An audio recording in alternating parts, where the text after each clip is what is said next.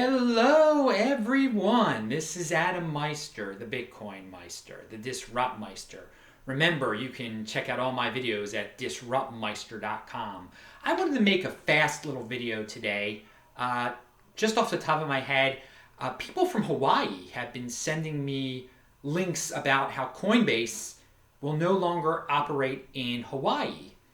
And this is because of some Hawaiian government rules that are just making it impossible. It's not Coinbase's fault. It's the state of Hawaii is making it very difficult for an exchange to operate in the state of Hawaii. So people who want to buy Bitcoin in Hawaii with dollars are going to have a hard time now, or a harder time, because Coinbase is a very easy way for anyone in the United States to buy Bitcoin.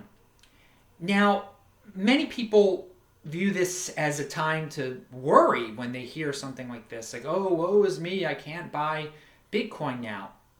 But the reason I'm making this video is because we have to look at this as an opportunity. When governments come in, whether it be in the United States, in a state, or in a country, and try to make it harder for Bitcoin to operate, we can act in a paralyzed manner, or we can do something and be creative.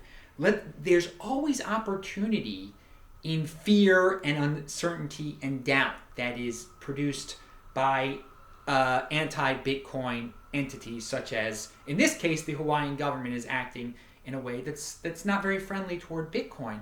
So that's the first lesson of all this. When you encounter a Bitcoin obstacle that's thrown in your way by a government, don't panic.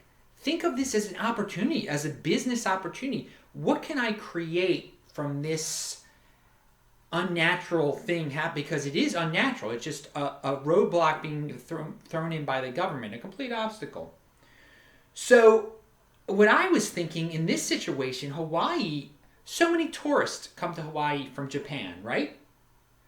What local businesses should do, or a local person who's used to buying Bitcoin off of Coinbase, but who has a business, start saying, hey, we accept Bitcoin from Japanese people or locals, but Japanese people, they don't want to convert their yen into dollar. And first of all, many people in Japan already are into Bitcoin. It is growing there quite fast from what I've heard. So if you're a business, you can differentiate yourselves from all the other businesses around you that cater to Japanese tourists. And by the way, there are a lot of businesses in Honolulu, I've been there, that cater to Japanese tourists. I mean, it's unbelievable the amount of money the Japanese tourists spend there. So get on the ball with that. Say, hey, Japanese tourists, we will even give you a discount if you use Bitcoin here. And it's good to, I'm not the type of person who encourages people to spend Bitcoin. I'd like to save my Bitcoin, but people in Japan like to spend money a lot. And if it's easier for them if they get a discount with their Bitcoin, they're going to be more likely to give up that Bitcoin. And what the problem is in Hawaii, because of Coinbase, because of this problem, people aren't going to get their hands on Bitcoin as much as they should because they can't get it from Coinbase now. So get some flowing in from your Japanese tourist or from your mainland tourist.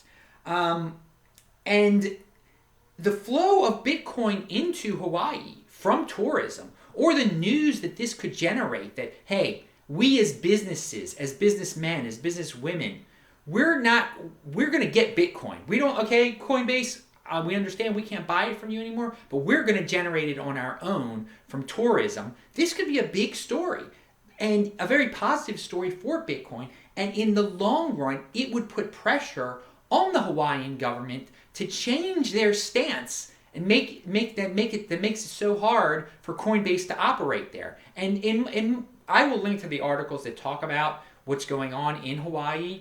And for Coinbase to give up on a state, and it's not the smallest state, it is a smaller state, but it's a state where there's a lot of money, and it must be very bad what the Hawaiian government is doing. So, and if people jump on this opportunity, it could put pressure on the government to reverse their decision. So again, That's why you can't look at these things, and you have to look outside of your nation sometimes. Maybe another idea is just to start a trading business with Japanese people who come in. You know, it's endless. The ideas are endless that you can come up with in Hawaii because of different nationalities coming in there, because of the tourism coming in there. So again, the point of all this is that we hear a lot of negative news in Bitcoin all the time, and a lot of times it has to do with governments. You should look at it as a positive and as a way to get creative, a way to start your own business, and just as an opportunity. So I'm Adam Meister, the Bitcoin Meister, the Disrupt Meister. I hope you have a great day. DisruptMeister.com.